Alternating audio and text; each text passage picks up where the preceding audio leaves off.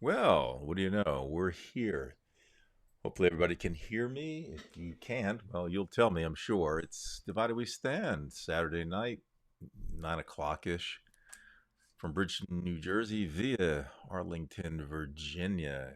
We appreciate everybody showing up. If you're new to Divided We Stand, please consider subscribing to the channel. We like to support each other, commiserate, share information, or just have a chat. That's us. And we have decided to do hour-long shows during the weekend, and then during the weekdays we might be, volume, is it too high or low, or you can't hear?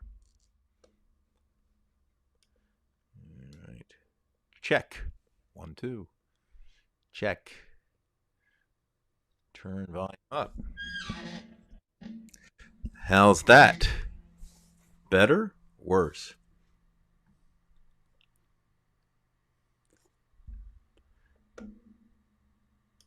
How about this? Check. Can you now? Dave, you can hear me, right? Yeah, you're distorting just a little bit, but that's All right. I can hear you. All right, I don't want to get too mic volume too low. All right, well, they're telling me that I'm too low. So, all right. I mean, I've got it up pretty high, and I just hate putting it way high. All right, let me go higher. Nothing. Can you hear me now? Does that sound good? I'm showing my volume at 96%. Yes, better. The intro was louder, but you're low. Okay. Well, I'm still having a problem working out the levels there, folks. I mean, I can see the dials and all what's going on, but on the other end, I don't know. Anyway, I'll start again. This is Divided We Stand. It's a little bit after 9 o'clock. We have an hour-long show tonight, and we plan on having some uploaded shows during the weekdays. When that starts, I don't know, but soon.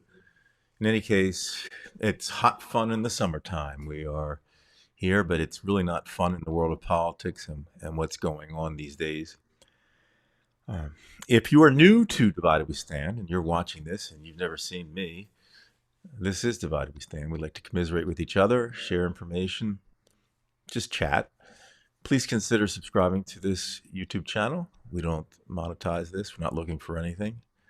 And we also have a Facebook group page, and we do have a lot of members there. So if you are on Facebook, move on over there. And I believe you can check us out on Twitter also. That's under my name.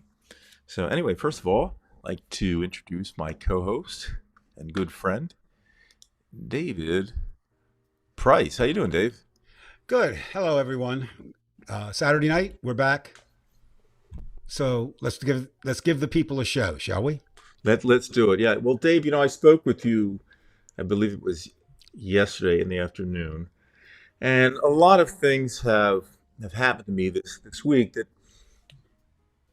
have kind of they're just kind of subtle things that happen that have really cemented my idea of where this thing is going. When I say this thing, this this world the way it is, um, I've had too many little things that have happened to me in the last few days to convince me that we're in big trouble. I'm not just talking about climate change, but as I mentioned to you yesterday, Dave, I was getting my car worked on and I was speaking to an English chap and real nice guy.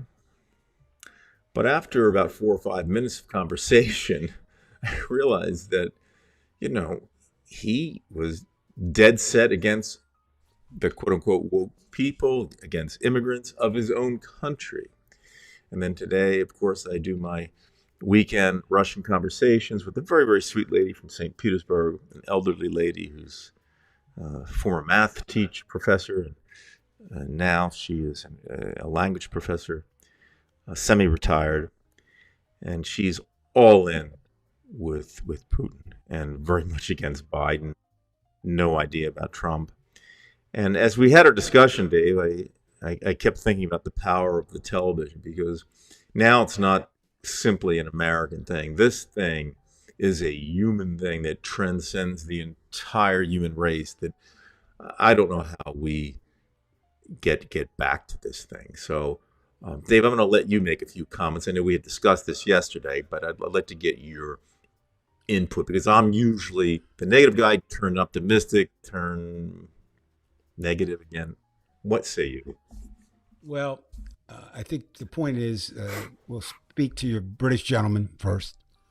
Um, I had a similar conversation, but it was a while ago when Brexit was being debated, and I happened to be at the our area mall, and I was just sitting there eating, and people joined us, and I could hear they had an accent, so I started talking to. They were British, and you could have substituted them for certainly Trumpites. So what that means is, does it mean that all people are the same all over? No, I don't think it means that. I mean, obviously, we're in certain ways the same, but politically we're different. Historically, we're different. But I think what we find ourselves now worldwide is in a time of uncertainty. And uncertainty has a tendency to bring about fear and loathing. I credit that to Hunter Thompson, one of the greatest writers we ever had, especially a political writer. I wish we had him now. I'd love to hear what he had to say because he certainly eviscerated Nixon and a lot of others that way. But when you're in a time of uncertainty, people act out. And I think what they're saying is the world that they either believed was there or the world that maybe was there for them, I don't know, is no more. Take the city where you live, where I lived for 59 years. It was a one factory town. It was a glass plant. It was thriving. And that glass plant actually closed in the 70s. And the city has never recovered. Well, that's now being played out all over America. That's one thing you have. People are scared about their jobs. And it's the same.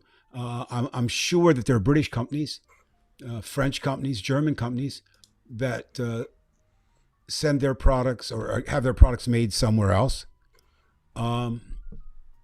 So it doesn't surprise me that it's worldwide. Certainly, you speak of Russia this week. There was some disturbances there. Maybe you'll talk about that later. I'll leave that to you. Now, let's see. T-Bone has something up, so let's leave that up. Sure. Our challenge is not to fall like fools, seduced by the cheap thrills of hate, dominance, subjugation, and power. It's about where we are, right? Into that oldest and most foolish of traps, which bedevil the human story. And I think that's good. That'll tie into something maybe that I want to say now. I was going to save it for later, but Sure. we don't do a bunch of book recommendations on this show. But I would like to recommend this one if everybody can see Let it. me isolate you so we can see that a little bit bigger there. Okay, there we go. Okay, More center, and Dave, if you don't mind. I got it. The book. And I'm up. doing it. Actually, you can David bring it Corn. back. You can bring I it know. back I'm saying quickly. David Korn, Perfect. and the book is American Psychosis. Okay. Now, just some background on David Korn. He's a political writer. He is extremely liberal, and so he writes from that point of view. Now, when I say that, he makes sense to me because I'm extremely liberal. All right. But I think in this case, I'd be hard pressed to find much sanity in what the Republican view is, and what the conservative view is. And in the book, he traces it through. And I want to try a little experiment here, see if our audience has any feelings about this. First of all, this uncertainty type of thing is nothing new. It comes with America. The first two QAnon crises, if you will, were the Illuminati, which is a secret society supposedly controlling, in this case, America, because they didn't think of it as a world, and the Masons. And the Masons were a secret society also trying to control America. What's kind of interesting about both of those that comes through today also is those were common folk, if you will, worried about the elite, right, and the domination. And then Korn picks up and goes through this. So this is what I'd like to ask people. I'm going to give about 8 names of either organizations, kind of in a chronological order. And which do you think bears most or has the most impact on today, right? We know what the world's like today. So we're going to start with Joe McCarthy and McCarthyism. That Right. comes first. That's under the Eisenhower years. That's 1950. And in the 60s, another group emerges. It was in the 50s, but also the John Birch Society. Right. Do you remember them? And they were Not big only that, news then. when I saw Alger Hiss in Bowling Green, a lot of the John Birchers were there in the audience heckling Alger Hiss. I never forgot that. Yeah, I remember them.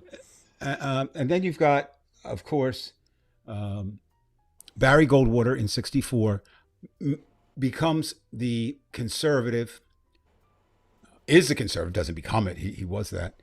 And just one thing about Barry Goldwater that we'll always say, he was the subject of what is considered to be the greatest political advertisement ever made. Right.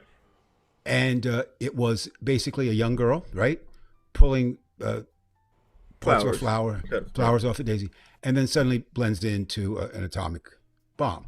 No words, just kind of indicating that this is what's going to happen. That ad was so powerful. People don't realize that it only ran once, and then it became a talking point. Which relates to today, how powerful images are. And that's It's like part visual of what marketing. and I think that was a moment. That's why I think Korn, chose that. I mean, it went into great depth about Goldwater. Can I That's just interrupt for a second, Dave?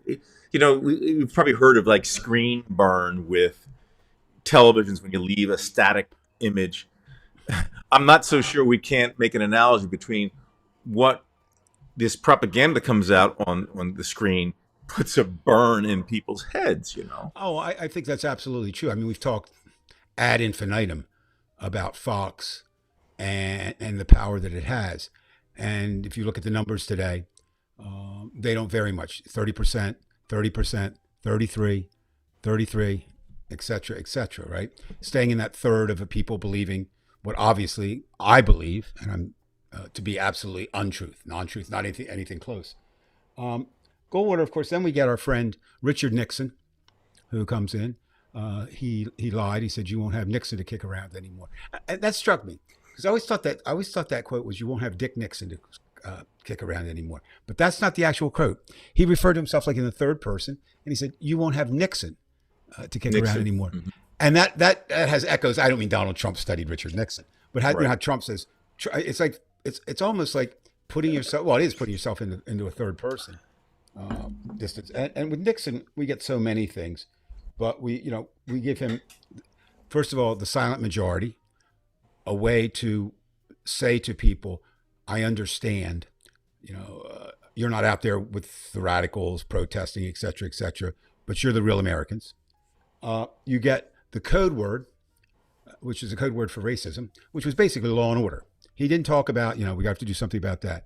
It was the idea that the country was out of control and needed law and order, and we see that Trump certainly picked up on that. And another thing that changed the Republican Party drastically was he was the first to employ the Southern strategy, which basically meant catering to Southern states to get votes.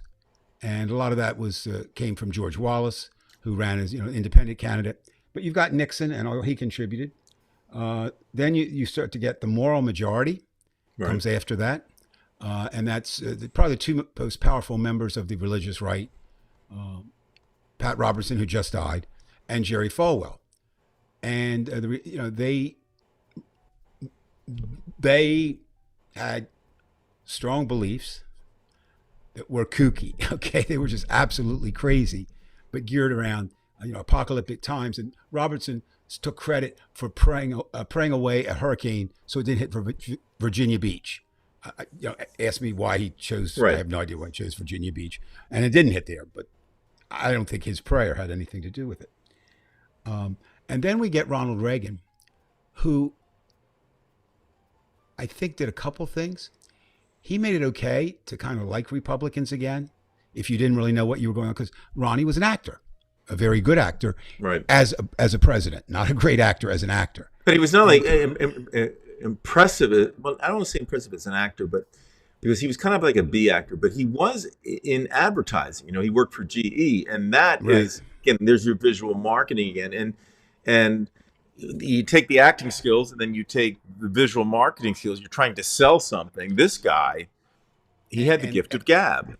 And I don't give Donald Trump credit, but you can begin to see where Donald Trump picks these things up, right? Because they're part of the Republican Party. They're nothing new with Right, Trump. right. The salesman. Now, Reagan probably might have believed in a couple of the products he was selling. Trump never. But still, that idea of being a salesman, of being a personality, of knowing how to move crowds, Reagan had that. And I think the one thing, though, that we could argue all night about Reagan's worst trait or worst characteristic, what's the worst thing he did. And so you had Iran-Contra, you had a number of things. But I think it was changing the fairness doctrine. And that up until President Reagan, if you had a statement, say, from the Republican side, you had to have a statement from the Democratic side. In other words, balance. And he eliminated that. And that kind of paves the way for our no balance news stations of today. Reagan, we say, is a spokesperson. And then comes along the grandfather of all the reprehensible, what am I trying to say? Reprehensible spokespersons, I guess, in the media. You get Rush Limbaugh. Right. And Rush comes along. And it was amazing to see how in the book, I mean, I knew this from living it, but how Rush was just horrible. He was just horrible. His ideas were atrocious. And yet, Republican president after Republican president after Republican president sided with him because he had such a large audience. And that, again, I think, certainly, and Trump, as we know, gave Rush the Presidential Medal of Freedom. And they loved it when he fired the flight controllers. They just loved that. Well, that again, that's, Reagan said, and I'm going to get this wrong, so somebody please correct me. The scariest sentence in all the world is, we're from the government and we're here to help. Basically, his idea was smaller government. Now, interesting enough, he didn't really make smaller government. No, he certainly didn't, and that's typical of the Republican Party. And then we come along with that, and then of course you get the second Tea Party, if you will. And for anyone who doesn't know, that's Newt Gingrich, and basically it was conservatives who had grown up through all this, from McCarthy, John Birch, to put it all into play. And they make the commitments, 10 commitments you were supposed to make, not 10 commandments, but 10 commitments you were supposed to make to be a Republican. And the Tea Party had an inordinate amount of power.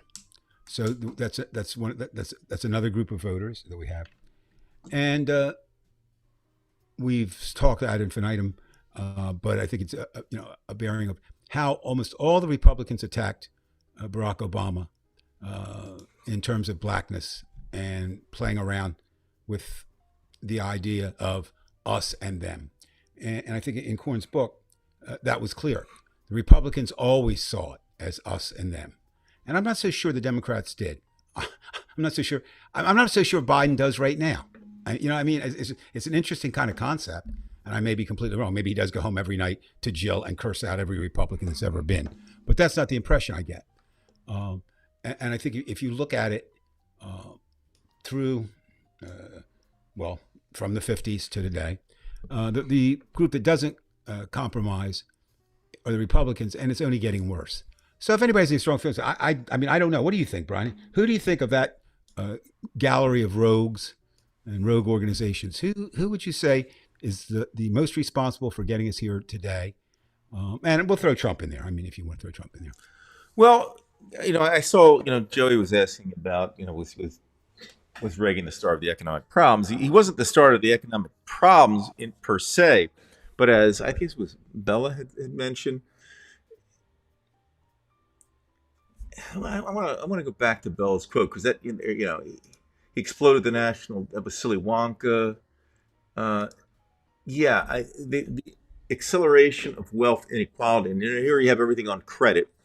And I think that what made him such a slickster in my point of view, because I think he believed him. I mean, I think he did what he did in earnest, even though he was a salesman and a marketer. I think he truly believed in what he was doing, but it was his delivery that made everything seem so acceptable that he was doing. Because everything. Look, I mean, I cannot forget being in college. There were 444 days that we had hostages in Iran, and it was just like we were getting our ass beat and we're not fighting back. And of course, Carter did do something, but it failed. And it failed miserably, and essentially Jimmy Carter was fired. So, getting back to Reagan, I think he made us feel like we were back and doing better, but this was all based on basically credit. I mean, and credit does drive countries. You need to have credit, whether it's credit cards or the borrowing. And if you didn't have credit during World War II, we wouldn't have beaten the Germans. But it got so out of control under Reagan, and it became in vogue for the Republican Party, the one conservative, fiscally party, to just spend whatever they try to spend their way out of things, saying, okay, we'll just cut taxes, and somehow, with the increase in business, we'll collect more business taxes, and then of course they want to get rid of the corporate taxes, and it just never added up. But see, what does add up is you're talking about with Pat Robertson in trying to pray away a hurricane. The real problem, Dave, is, as I see it, and I'm just one person, is the perception of what a party stands for, the perception of what the economy is or isn't doing. It's the perception. And this is, I would suggest to any young person who is going into college to take a course in popular culture and understand the media, the power of the media. And I'm not even going to accuse the media of causing this, because it was the politicians who used the media as an instrument, like a spanner or a hammer or whatever. And it got out of control. And hence you see what I was seeing here. For example, I'm one who, I mean, I've always had great respect for the British people, the way they spoke the language, the sense of stoicism. There's just something about the British. And then when I heard this past weekend, he's a nice fellow, don't get me wrong, but I realized, it doesn't matter where you are. This propaganda, when you see somebody just come straight out, obviously with a British accent though, saying, this is what schools are teaching. They're teaching LGBTQ things, blah blah blah. And here I am, a teacher. He didn't even realize that I'm a teacher. And he's talking about this, and this guy is from over the pond, and he's no different. Absolutely, and if anything, he was worse. No different than the worst red state person from Arkansas or Alabama. And then, of course, again, I was talking about the Russians and how many of them are bamboozled. And like I said, I think that Reagan, at the time of Reagan, it's just I forget about the media for a second. It's the idea that you can sell something. You can sell. There's something fraudulent about it that works. It is, as we've talked about. It is the marketing. Before that, a president was bad because they made poor decisions. But this, it was just kind of a strange situation where he made the country feel good because he would say some kick-ass things like, "Mr. Gorbachev, tear down that wall," but behind the curtain, like the Wizard of Oz, we have this incredible debt. And then behind that curtain, there's another curtain with Oliver North doing whatever the fuck he wants to do. And then it becomes fashionable to cheat. And now it's just exponentially worse. So I guess what I'm saying is, I'm not going to blame the media per se, but it is the instrument of mass media, the television, which has allowed these Reagans and much, much worse, the Rush Limbaughs, who probably, deep down they had, the racism, the bigotry within them. But now they figured out a way. And now you have people who want to make money. And you have a coincidence once. You have Rupert Murdoch, who's not even an American, but it doesn't matter again now. He wants to make money. He sees the product in the customer, and that is the Fox viewer, and now it's out of control because it's so effective, and here we are with, what do we have, 11 viewers tonight, you know what I mean? What would happen if 60 million Americans were watching us tonight? We would probably be able to have. They'd be bored. They'd be bored, right? Well, I would probably put look. No, we would do something, but the point is that we would be much more effective with 60 million viewers than we would with 11. What would be interesting is, and we're not going to have that happen, but it would be interesting to see if we change too. I think you I don't know that you can be you if you're trying to speak to 60 million people as you can be you speaking with 10 or 12, whatever we have tonight, live at this point. What are you saying? Like all of a sudden we become like a TED Talk, I mean, to be able. Yeah, I don't, and I think I'm going to take your media comment and up it one more and go back to the pre-Republican Party. The Republican Party actually came to be in 1854, and of course its first great was Lincoln, and still there are Republicans today that believe that they're the party that supports black people because of Lincoln. No. Lincoln would be a Democrat today, right? Right. So, you throw that out. But we talked about the Illuminati, and we talked about the Masons, but they were local problems. All right. You didn't have a national media.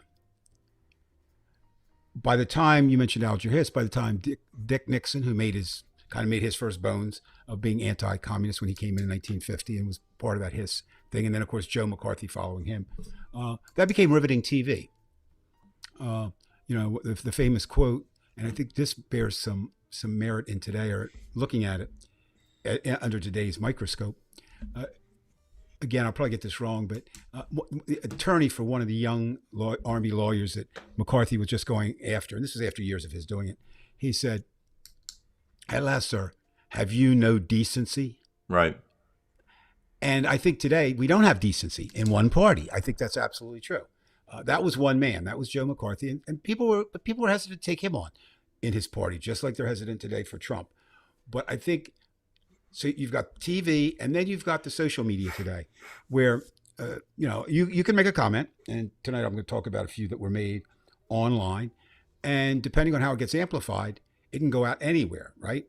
And in the time of, let's even say to a certain extent, Joe McCarthy, if you weren't watching the TV, it didn't affect you.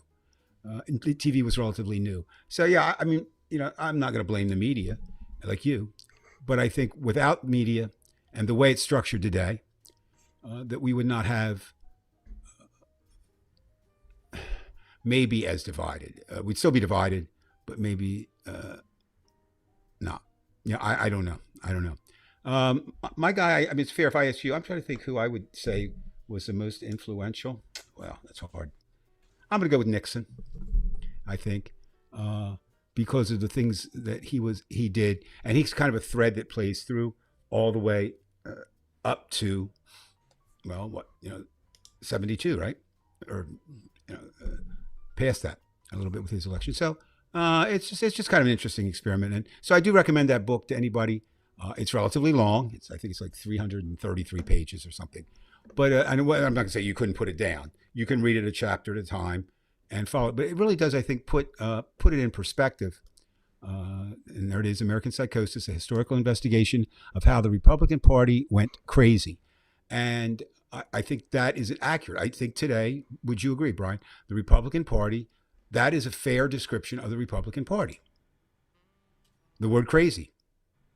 Right, and it's like I say, it seems to be. I mean, first of all, throughout Eastern Europe, it's spread, and now again when I speak to somebody from England, and you hear just again, was a nice enough guy, but the things he was saying was so violent. He says, he said our prime minister wasn't even elected. They are coming in here. They want to steal everything from us. There's no more. Now I understand when he said, for example, he said there's no more land left, tearing it up, and well, that's happening. They're putting a parking lot everywhere here, but and I mean, and there's certain little tidbits of truth within the Republican Party about certain issues, but in general, they are crazy. And again, the problem is the perception within that party is that they are not crazy, and the perception is that we are the vile ones. Yeah, I And think that's there you go. I mean, and how do you this is where Russia comes in with the way that Putin's still able to hold power this long, aside from the fact he controls so many different things, is that you have the power of the television. He has all of the networks just blasting everything he wants, and this is why Germany did what they did, and that was the start. But Goebbels certainly would have envied what they're doing now in the media, and that's not just Russia. That's Fox. right, and it's also the Republican Party. So I just happened to run across this. Actually, this is David Korn's night, I guess.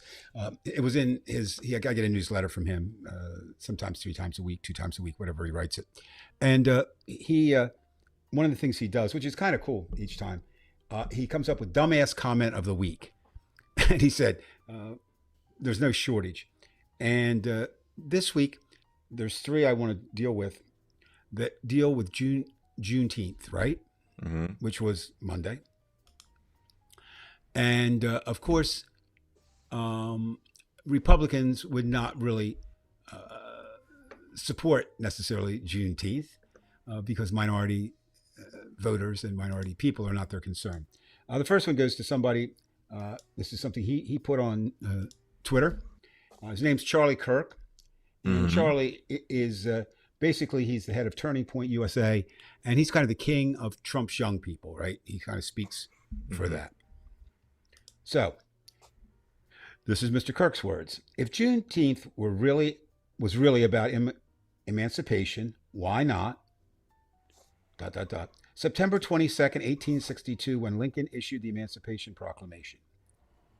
Or January 1st, 1863, when the proclamation took effect. Or December 18th, 1865, with the ratification of the 13th Amendment. Now, there's nothing wrong with asking those questions, correct? Correct. There's nothing leading there. But of course, we can't leave it there. And he comes on, and he's going to answer this. And what I like is he's going to answer it for every Black American, for every American, living or dead, since Juneteenth has come in. And actually, it was because it was actually when we finally got around to freeing the slaves in Texas, which I believe was 2 or 3 years after the 2 years emancipation. after, right? Yeah, 2 years after. So anyway, I mean, really, that's what it is. I mean, so first of all, he's ignorant of history. He should have, at least said, I maybe started with saying, I understand why, but here's what he says. So he answers his own question. He says there's three, and then says, because it's not about emancipation, which was one of America's great moral achievements. It's about creating a summertime, race based competitor 2 weeks before July 4th, which should be the most unifying civic holiday on the calendar. How do you counter something like that? And people are reading that and say, yeah. Well, why did they? I mean, nothing about how it came to be. Right. Uh, Also, we talk about this change. It wasn't until 2021, right? Yeah, 2021, when Joe Biden made it a national holiday. Well, I'm sure there are people out there. Well, what about white holiday? It's we get, and that's where this other problem comes in. You're not dealing with politics now. You're dealing with emotions. It's like Trump said, "I'm going to make people say Merry Christmas again, not Happy Holidays." Hey, dipshit. There's a bunch of holidays. There's Christmas Eve. Yeah, I mean, think of Christmas Eve, Right. Christmas, New Year's Eve, New Year's. You've got Kwanzaa in there. I mean, you don't have to expand it out. And Well, so, Dave, isn't that true that in essentially these are it's just impulsive emotion? You're talking about emotion, but this is the problem with these people is that their decision making process is about impulse and emotion. I, There's not logic. and so now we're going to pick up with one of your favorite senators, Josh Hawley. Ugh. Hawley. Now he on Juneteenth. This was one of his tweets. Today is a good day to remember. Christianity is the faith, and America is the place slavery came to die. Now, no, no, and no. No on so many levels. But basically, what he's saying is American Christianity, and in America it died. First of all, that's incorrect because 10 years, at least 10, I think, before we did, England had abolished slavery. So it didn't come here, And then Right. secondly, that's up until then. The Southerners, up until the day they surrendered at Appomattox, and probably still to today, used the Bible to support slavery. Now, why do you think Mr. Hawley's saying that? Do you think he really believes it? Or do you think here's a man who's can't be dumb, right? I mean, he just can't be that stupid. He's graduated college, graduated law school, right? Right, and he was highly ranked in his class. He was Yeah, considered yeah. one of the top students, Harvard Law So, School. so I think I'd have to ask Mr. Hawley this, but I believe he's just pandering to, he's still using the dog whistle a little bit, right? Not right coming out and saying it, but Right, because reversing why, some, Dave? Think about it though. And let's just at one level, let's just accept that Josh Hawley is intelligent in a certain way, with academics. But should he try to use an argument in the way he would in a court with his constituents? It's not going to work. So at that level, he does understand that that we can deliver this two ways. We can deliver it in a quick meme, or we can do this long process like poetry. Um, so he does understand what he's yeah. doing. I mean, yeah, I think it's obvious it's catering to the lowest level of the base of the Republican Party. And then the last that coincides this week is tied for the worst comments about Juneteenth. This is a presidential candidate, Nikki Haley. Hmm. Okay, now here's what Nikki has to say on Juneteenth. Barack Obama set minorities back by singling them out as victims instead of empowering them. In America, hard work and personal responsibility matter. My parents didn't raise me to think that I would forever be a victim. They raised me to know that I was responsible for my success. So look at what she's doing there as a presidential candidate. First of all, she's attacking Obama, so that's good, right? If you're on the Republican side. Secondly, she's contrasting herself with pulling herself up from her bootstraps. Now, I don't know about Nikki Haley's family. I mean, I know she's Indian, not Asian Indian, not American Indian. But I mean, I don't know. It's like saying, "Gee, you know, Jeff Bezos." No, Jeff Bezos had a lot of damn money before he did Amazon. Same thing here. We don't know what Haley came up. But notice how they construct that. And this is when we're talking about, when you are talking about this idea of social, this is what's going out. Now, you can read a lot of other things, but probably, I don't know that too many people would have Holly or Haley or Kirk in their Twitter feed if they weren't Republicans, right? Unless you were like, unless you were studying them, you know what I mean, in terms of seeing the enemy. And I liked what Sandy put up earlier about I can't do much politics these days. I kind of understand that. And I think that's why one of the things that we need to do more, I mean, you do need to try once in a while, I don't do it as much as I used to because I can't do it either, to look in at the other side, not to understand them, just to see what's going on. So let's pick up with your two favorite women, if we can, for a minute. And that would be, who do you think they are if I say they're your two favorite women? Well, there's only two that come to mind. That would be Marjorie Taylor Greene and Lauren Boebert.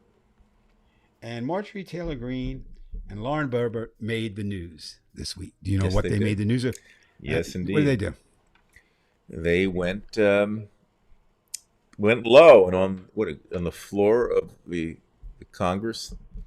One called her a little MTG called her a little bitch. You know. And after she talked to a news organization after, and added nasty little bitch. So, Oh, on the really? floor, yeah, that was later. Now, I mean, I'm not going to be shocked about that kind of language. I mean, that's fine. but what I do wonder about, and I think we have to be careful, is some people might interpret that as a division or a split, and I think there is a split. Marjorie Taylor Greene wants to be the badass woman of the House of Representatives, and Lauren Boebert wants to be the same. All right. Sounds like Prigozhin and Shoigu and Putin. Very much so. However, before we all smile and say that's a great thing, any division is good if it's the enemy, but I don't think it'll change the fact that they'll work together, because their hatred of Biden and the Democrats is greater than any momentarily. And by the way, that's exactly what I've been saying, Dave. But I've been rethinking that, because you would think that maybe if they hate each other that much, it's irreconcilable. But is there something like, you remember how eventually Kevin McCarthy became speaker? He got enough votes. He eventually got enough votes, and you saw the tension on the floor there. That maybe behind the scenes there's a quiet player. Is there a Mitch McConnell, or is it Trump that is? I mean, do you think there's somebody behind this? This is more of a conspiracy type thing. No, I think the Republican Party realized with its dwindling numbers that it couldn't win without keeping the base. Now, I've said it before, and I believe this to be true.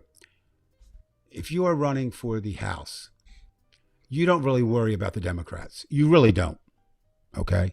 What you don't want to be is outrighted by another candidate considered more conservative than you in your district. And that's happened. Right. It's happened to some pretty important people you'd think in the party. Eric Cantor being one that comes to mind, not too far from where we live. Number 2 in the House, and gets defeated by a guy who'd never run before for anything, but was able to use the techniques we're talking about very effectively. Now, what I also find, do you know what they were fighting over? Boebert and the screen. I imagine. And if you don't, thought it over. This is the scary part. I don't remember. That's fine. That's fine. And I wouldn't expect you to. This is the scary part. They're fighting over rules. Who gets to use their wording for the impeachment of Joe Biden. Right. Now, the House has something that you come up with. You can sign on to anything, right? So it doesn't really matter. But at this point, so again, and we'll talk about that in a moment too. I'll probably end my comments with that in a little bit. I have not seen anything in the time that Joe Biden's been president that he should be impeached for. Have you? No, absolutely not. He said some stupid things, but that's it. Nothing impeachable. Nothing impeachable. And yet they will have the votes to bring impeachment out of the House. Right, and not only that, and they will. But again, it's the perception of those people that he has done something impeachable, that he has a crime family, and whatever. And what was it? We used to say in America, innocent until proven guilty. At certain levels, that's just not true. And certainly, I think that's true of the Republican Party. The most outlandish charge is going to be true. So I think that President Biden will face impeachment. For what? I have no idea. I don't think it'll be valid. But of course, the other side, the opposition, doesn't feel that Trump's two impeachments were valid. Well, come on. They were clearly violations of the presidency. To you and to me, but to them, right. Again, this is this problem here. We're fighting a Goebbels-like systematic propaganda machine. Right. And it's too big, Dave. Well, if you want some optimism on this, I think, again, I've said it, it's just me saying it. It's not like it's 65-35 them, right? It's not. And it's not 50-50, which some people say. It's not. It's not. I think kind of universally, and this has been pretty much true throughout American history, it's a third, and a third, roughly. And maybe even not even quite a third for the Republicans. So let me do it two ways. So Democrats, about a third of the country, right? Obviously big cities. Republicans, maybe a third, but maybe not. But more Republicans vote, they vote more often than I think Democrats do. They do, yes. They come out, and that's why the base. Again, you're talking, Brian, like before. They have these emotional issues. I mean, think about it. If you really thought, sat there tonight, and you really thought that America was headed toward already in fascism, we wouldn't be having a show like this. We'd be doing something else, probably more. Do you know what I mean? I'm not going to say we won't have a show like this because we couldn't, but I'm just saying, and these people believe it, right? They believe it. And that's the problem, with no basis in reality. And that was in Korn's book. That's been pretty much, not that the Democrats haven't had some crazy ideas, but the Democrats did not end up with Donald Trump. Now let's get back to Mr. Biden for a moment. Another Biden was in the news this week. Do you know what I'm referring to? Well, are you talking about Hunter Biden? Or? Yeah, Hunter. Sure. Now, this is something I did not know. First of all, he was there because he pled guilty to three things: 2 misdemeanors about taxes and a gun charge. Not that he shot or anything, but and he'll face probably probation, and then he'll be placed on some kind of probably have to go back to rehab. The kind of thing, a year looking at it, 2 years. I don't know why I didn't know this, or I didn't think about it. It really struck me. Do you know how long that investigation has been going? I don't know, 2 years at least. 5 years. It started in 2018. And of course, just as Hillary and her emails come into play, this was all about the computer. The secret computer is supposed to have everything so much on it. And there's nothing there. And I kept telling people, I told my cousin, there's nothing there. Well, I mean, Hunter Biden had a lot of problems. He was, definitely addicted. We know that, about as bad as you can get, living in a crack house. That's about as low as you can go in terms of in your addiction.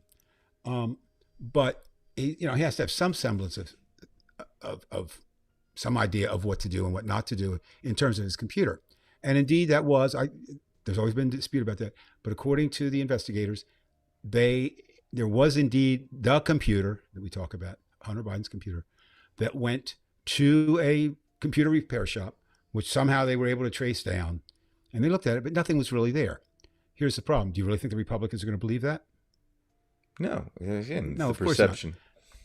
And then it begs another question: how much should we? What am I? Not only use punish. Well, yeah, I'll use punish. How much should we punish someone for the sins, again, sins in quotes, of their sons or daughters? Right? You know, I mean, okay. I just talked to my son. He's coming back from speaking in Germany. Called him. He's back in the States now. Just tonight. He's been away for a while. In Atlanta. Let's suppose he goes out and commits a crime tonight. Am I responsible for that?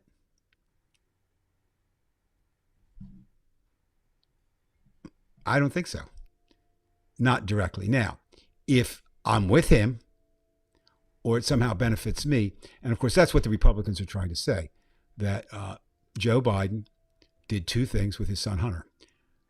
One is he either used or allowed Hunter to use his name as a power source, if you will, to get things done.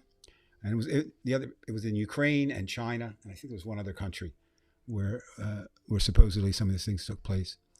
Or he benefited directly from it in some way in terms of money that came into his pocket. So while there's been a finding in the Biden case, I don't think it's over. I just don't think the Republicans will leave it there. And unfortunately, as so often is the case, it gets, I don't want to get too in, what they say, in the weeds. I mean, too deep into this. But, okay, we get our friend Merrick Garland. He comes in. He actually left the prosecutor who was putting that case together in Delaware, because that's where it transpired, in Delaware, to continue doing it and did not replace him. So it is a Trump-appointed prosecutor who came up and agreed to this plea deal. However, a couple of the investigators are saying now that the Justice Department interfered and actually limited what they could do in the investigation. There is the cloud. It's like Hillary's emails. You know, why did she do that? Why did she use another server? Why did she delete 50,000 emails or 30,000 or whatever it was? Sometimes it's just things don't make good sense. But I don't think we've heard the last. So I think anybody who looks at that, it will be an issue. Well, there was a good point, Dave, that the Russian woman said to me today about Hunter Biden. And for some reason, we did talk about politics today because we don't usually. And I think this is where Biden made a mistake, not Hunter, but Joe Biden. After the plea deal was announced throughout the media, he said, "I'm proud of my son." But he didn't clarify it. So that news just went all over Russia, where Biden they had to make a plea deal for for all his drug addiction, the taxes, and Joe Biden says, "I'm proud of my son," and so they relate that to to Biden making a mistake, and that was a mistake. Biden should have clarified that because he should know better that people are going to not understand that at that level. Well, I'm going to look at it two ways. One is maybe I'm not defending. I'm saying maybe he didn't think it was necessary. I'm proud of him, and he would assume those who had children would know what he's talking about. Dangerous, certainly wrong. But they don't, Dave. And see, again, I know. Brian, I'm going to argue. I'm going to argue the other point. I don't know that. I know what he meant. Mm-hmm. I don't know that it matters. Do you see? I'm not dismissing. Right, because they would have gone right, and you're right. You're right. I'm just saying that Joe Biden should be. You know how, for example, I'll make an analogy. When you are, you're sending out an email that's kind of important, but you definitely want to look over it, not only for typos, but maybe you didn't word something right, and You don't want to send that thing out. So either you're going to get another set of eyes to correct it, or you're going to clarify your own thoughts. And I think that he's just not careful as he But should be. I don't think he's ever been, right? No, and look, I accept him for what he is. I'm Yeah, just saying, I and just would have no, wished he would I have know, been more. like I said, that's not Joe Biden, okay? Um, and I'm not going to excuse whatever Hunter did, but or didn't do in the case, but I can almost understand it, right? In terms of he was not the favored son. I don't mean in his mind he wasn't. That was part of it, because of course his brother was a hero, Oh, and he was the zero, and kind of in his mind. And he's talked about that, and he's been very open about his addiction and his problems. But of course, that's a very good question. Two questions: how responsible are you for the action of your children? That's one, and the other is if you're in the throes of addiction and using, in this case, it was crack. How responsible are you for your actions? Well, there's some responsibility. I think there's more responsibility in you being responsible for your actions than there is responsibility of a parent to a child. right. Well, even if it was, the responsibility of the parent. I mean, yes, there's always some. I told you it was a determinism, but the court still has to do what it has to do. So it doesn't matter in the end. And I think since we shorten these shows, I think we'll end, or I'd like to end mine each time. I'll try to remember this with a question. And it'll probably be the same question, and maybe you can keep running track of. We'll keep running track of it. If the Republican primary were today, who would be nominated for the Republican candidate for president of the United States? Well, there's only two possibilities right now, and the one is clearly ahead, and that's Donald Trump. I would agree. That's something that doesn't make me sleep real well at night. Can you imagine? I think about this, everyone who's listening to this, either live or later. Can you even begin to imagine another Trump presidency? Wow. No, I don't. I mean, you'd have who to knows? I mean, just try to survive it. It's but it would just be incredible. And because because Biden is the safety valve. As bad as he can be, he's the safety valve. And there you are now. Russia would have been. Ukraine would not exist right now. You wouldn't have had the issue with Prigozhin today if Trump had been president. I mean, not in a good way, in a bad way. Right. And second question, and that'll be, if indeed, for whatever reason, Joe Biden is unable to run for the presidency as a Democratic candidate, who do you see running? Or who do you see winning? I shouldn't say running. Who do you see winning? I mean, we just flat out a Democrat or Republican winning in terms of the national. No. What Democratic? Democratic candidate? I mean, certain candidates I like more than others. I guess name recognition, you might want to say that maybe someone like Beto O'Rourke, who couldn't win in Texas, might be able to win.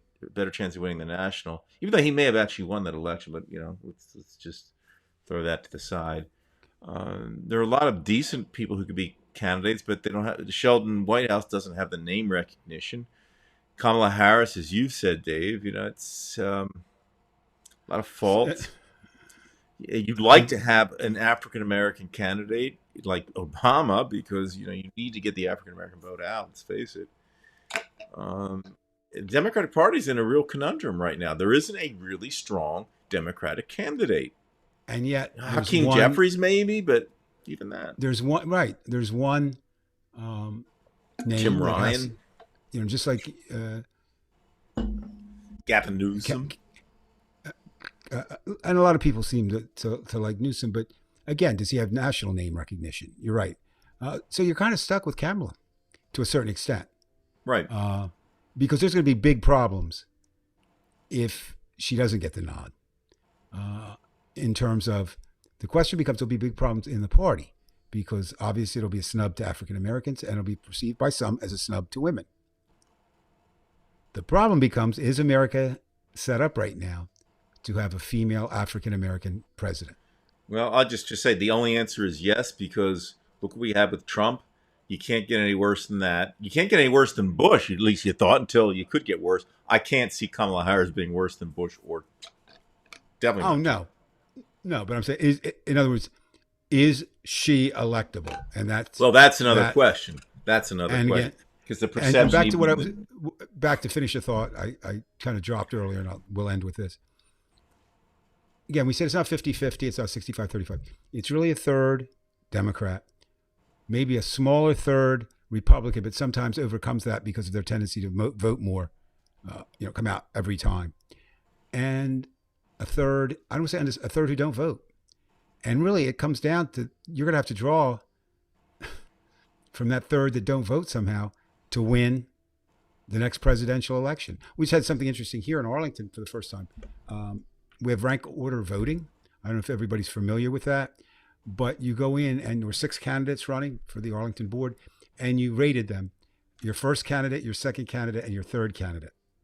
And they just, so it takes, but what's unusual, it took 3 days to determine a winner with that. I mean, I don't see that applying on a national level ever, but it was an interesting concept. Well, Brian, that's it for me. I just want to thank everybody for listening. I'm going to let you thank close you, it Dave. out. And you always, I'm leaving. I'm going to leave early tonight. All right, So, Dave, and I appreciate all you right, coming on. All right, all Dave. right. Have a good week, everyone. Thank you. All right, so let me go back here. I do want to mention a few things, folks, about the Russia situation. I mean, we do have a title here with Prigozhin in there. I'm sure everybody here, and Dave, if you're still there, you can. Well, he left. I'm sure everybody's heard the news about the attempted whatever it was. It sort of felt like a coup.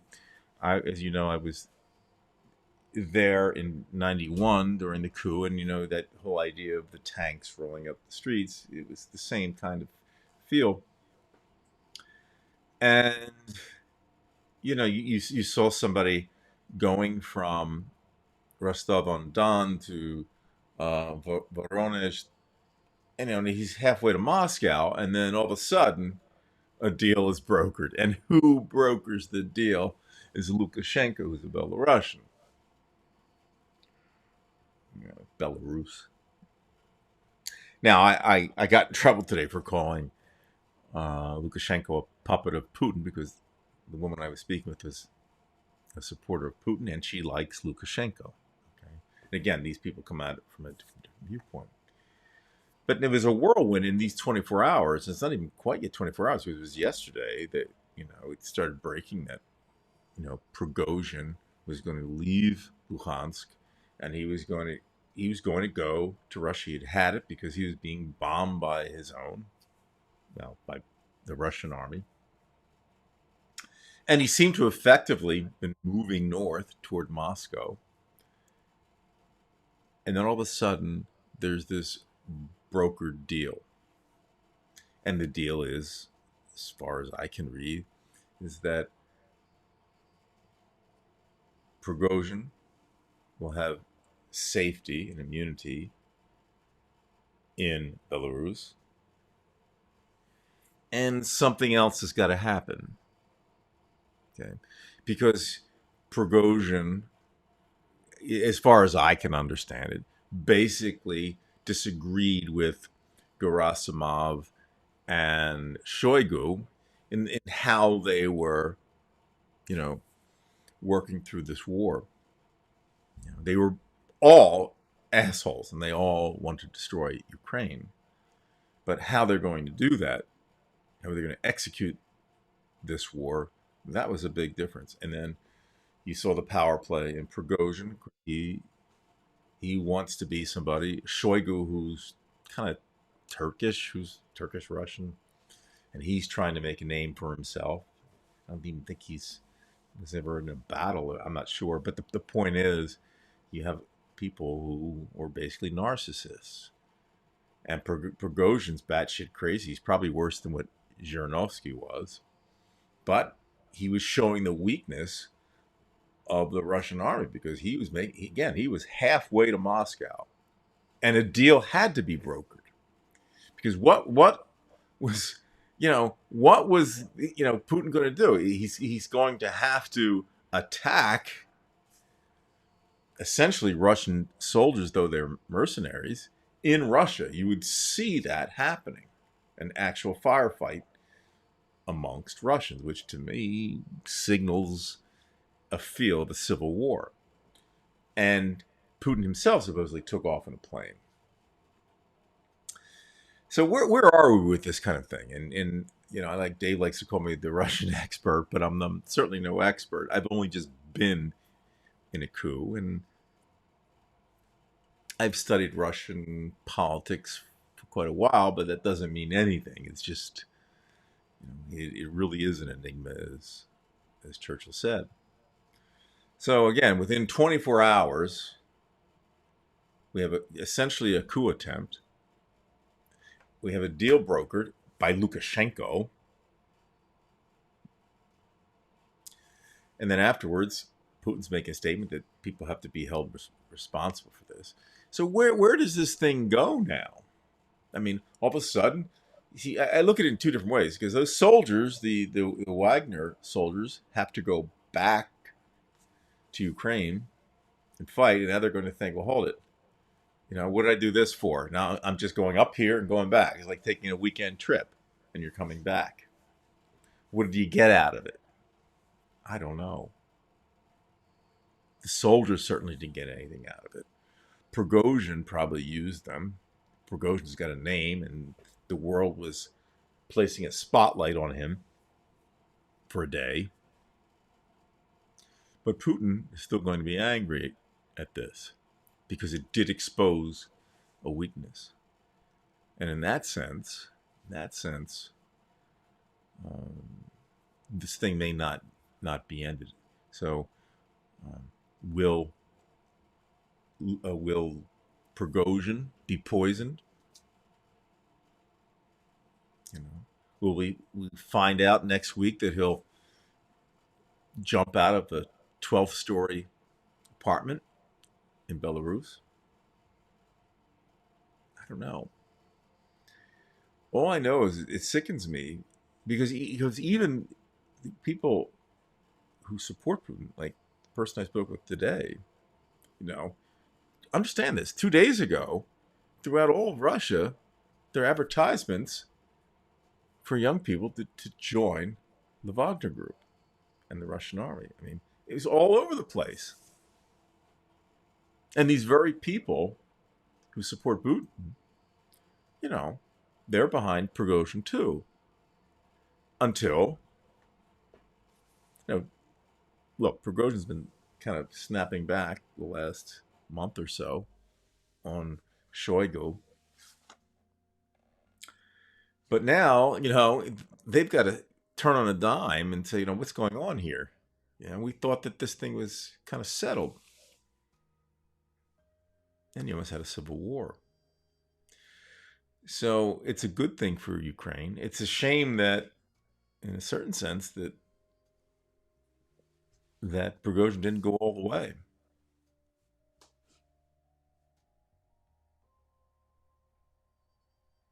That really would have benefited, because if you have a civil war in Russia, and there you go with Ukraine, they can do a lot of damage quickly.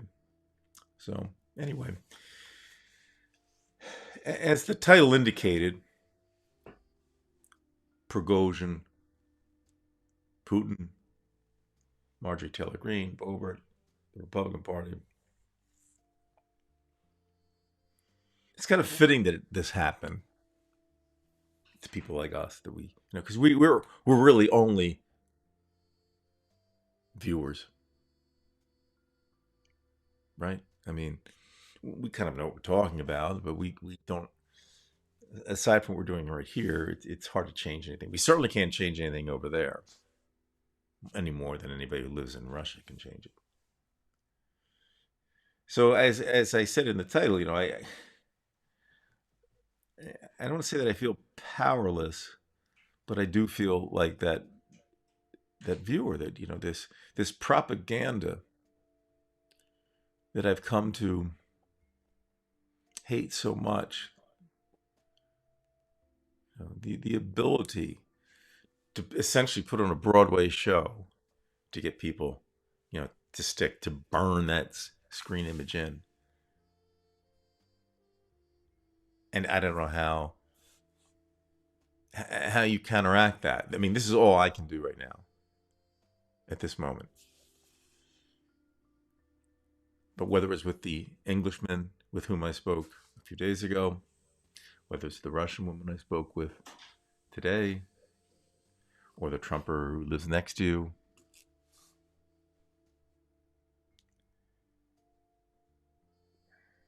the power of the media. And again, I'm not per se blaming the media. It's just an instrument.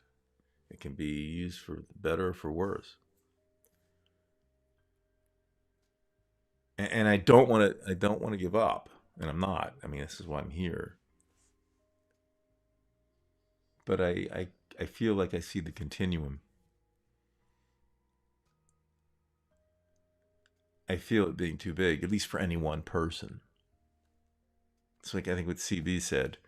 You come to West Virginia and you say something about the orange bastard, and you better hope that you can survive it. Could you imagine? You're in the parking lot of some bar and you're saying "fuck Trump," and you're in West Virginia, and you got a guy in the jeans and the beer. His testosterone's all up on a Saturday night. You're in trouble. But apparently, this happens in merry old England too. I mean, not everything's posh, you know.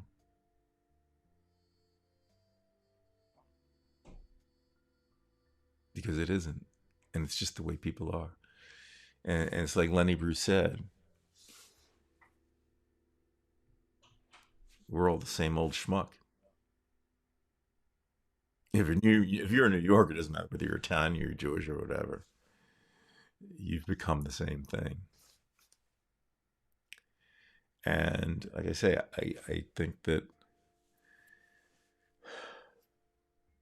the media is so powerful.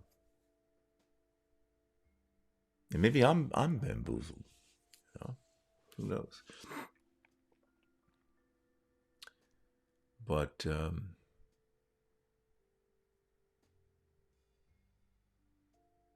you can't give up. I can't give up. I mean, it's not one's nature. You can't let them get away with it. But it's big, and unless you have, it's like everybody has to get together with the environment. You can't be one city to clean up the trash, although that's important. But we all have to recycle. We all have to put that can in the recycling bin or whatever. And as long as you're gonna get people just throw shit out their window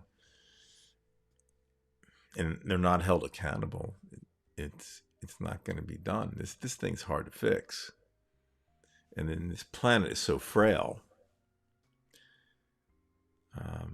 We may be no better off than that Titan submarine, near the Titanic, because I want no parts of that submarine. But apparently, as an analogy, um, we're in that submarine right now, and that's not a good place to be. Uh, and with what, 9 viewers, uh, or 9 people on our team, we're not 75 million.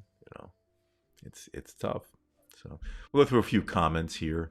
Again, I'm sorry we didn't really get into the Russian thing because that was the title, but the whole move of that comment, of that title, is that the idiocracy is everywhere, and the way the media is set up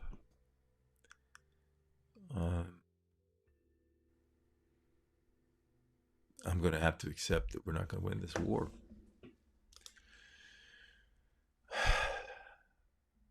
All right.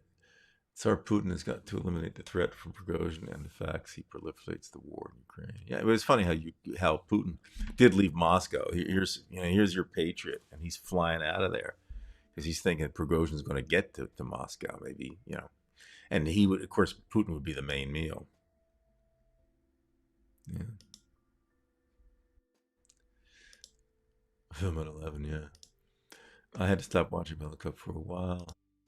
Yep, hurt you bad. Push, posh, yeah, posh. There are people like that, like the Tory. Yeah, I mean, the food or the beer. Yeah, I'll take any idea right now. Look at England's mess. We always do what they do, just later on and road to it. Yeah, I mean, I still have a lot of respect for England in a certain way. I mean, the society was very civilized, architecture, the arts, the music, the country that gave us the Beatles. And I say that fellow that I was talking to, he just said they've lost the country because he sees it as a country overrun by immigrants. And to some extent, I know where he's coming from. It's not completely wrong.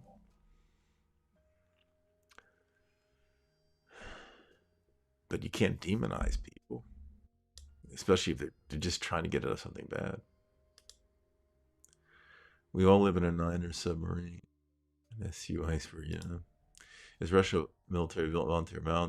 Well, it's voluntary, and they do have a professional army until it is mandatory. Now, here's the interesting thing about the call-ups, Anthony, is that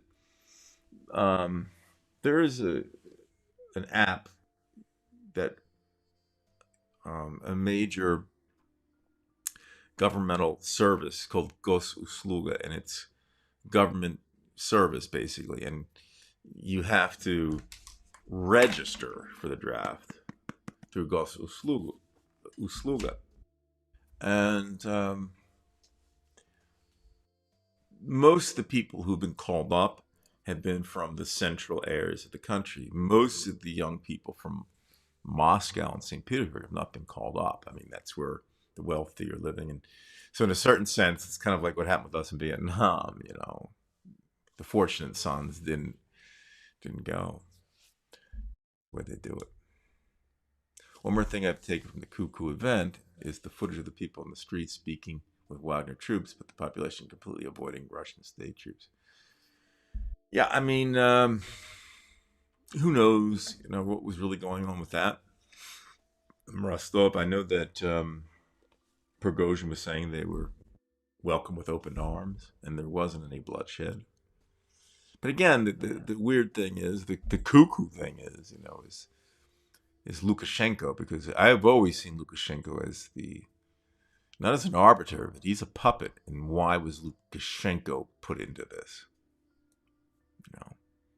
My feeling is that once Prigozhin gets to Belarus, sooner or later he's done for.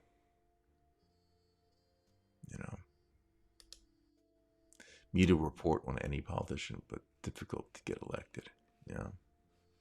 Look, folks, it's crazy. So anyway, we are going to put some content out during the week, and I think that it'll be different. I can't say it's going to be better, but we will do it now that I have some time. It's a completely different field, as I've said before, to create content that's planned or outlined. We do have a general outline of what we want to say, and it's kind of interesting how David and I, usually the day before, talk on the phone, and we have a lot of great ideas that go back and forth, and we forget half of them. So it's kind of like the show is being done again, So Dave's a good guy, Dave's been through a lot, and it's good to see him back here, and he's still working through all his things. So this has been a rough road. It's a rough road for all of us.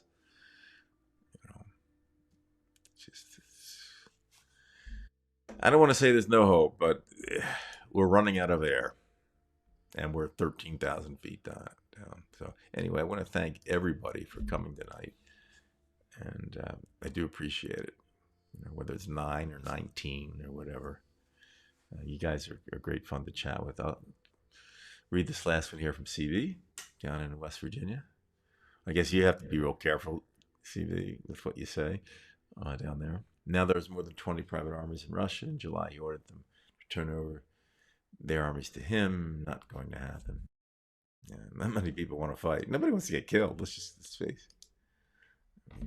Ukraine has Nazi elements in the Azov. They do, but they don't hold any political power. Yeah, it is crazy, but it's kind of like saying, like we have fascists in this country, we have KKK members, but you know, they don't hold.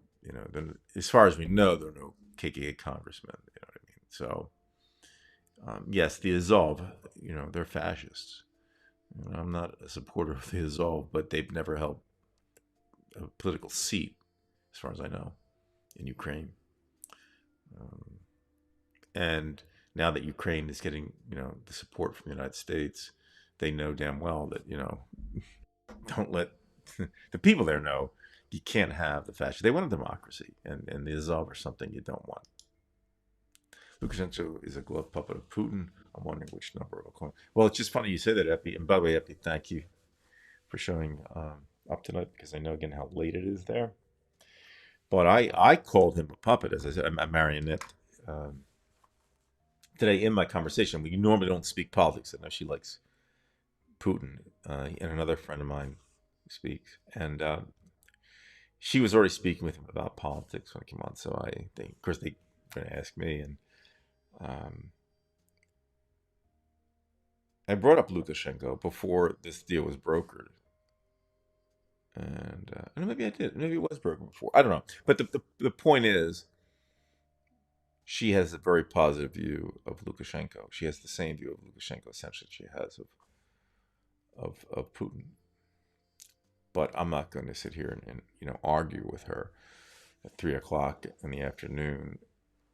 She's been nice enough to discuss Russian poetry with us, and we rarely talk about politics, but she is a clear example of the old guard, the old communists who are they want to see that empire. They feel they did something for the rest of the Soviet republics. They did this for, the Georgians are ungrateful now.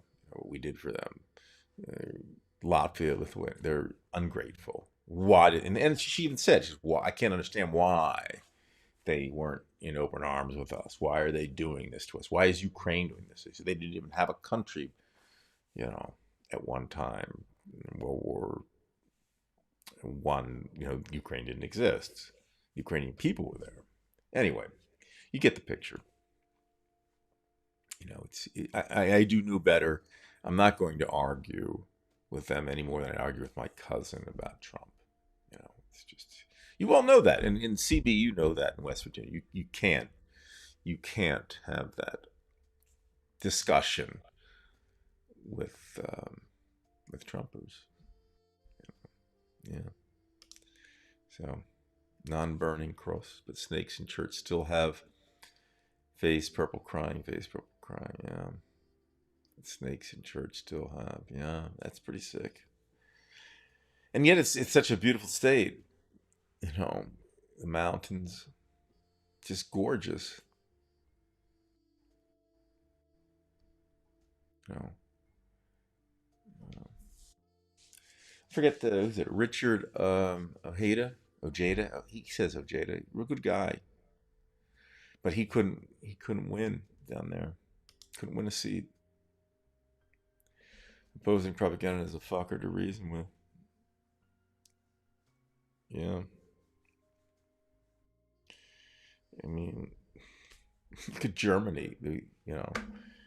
Prior to World War II, probably the most sophisticated country in the world. Goebbels does his shit, and they're like and making excuses for it. It's just propaganda. They believe it. Yeah, West Virginia, we hope you're having a wonderful. I didn't write that. All right. Anyway, yeah. Any red state, you have to watch what you say to preserve your heartbeat, because there's an ocean of Trumpers putting that pressure on you like Titan. So, yeah. And that was weird how that thing was just going on for 4 days when the rest of the world's kind of burning. Thanks, everybody. Thanks, Gary, CB, Anthony, um, everybody. I mean, Bella, Franz, Global Solidarity. You're all very kind people for showing up. I really do appreciate it. And we'll have something for you during the week. You know. And TJ, right? Yeah, it's great to see TJ back. See other names? Joey, of course. Cello Mom. I can't read this. My old eyes. T-Bone. TJ. T-Bone. All right. Sorry, T-Bone, if you're still there. And it's good to see you back. It really is. Listen, I'm going to shut down. So I want to thank everybody again. Lay low. Or not. Choice is yours. See you, folks.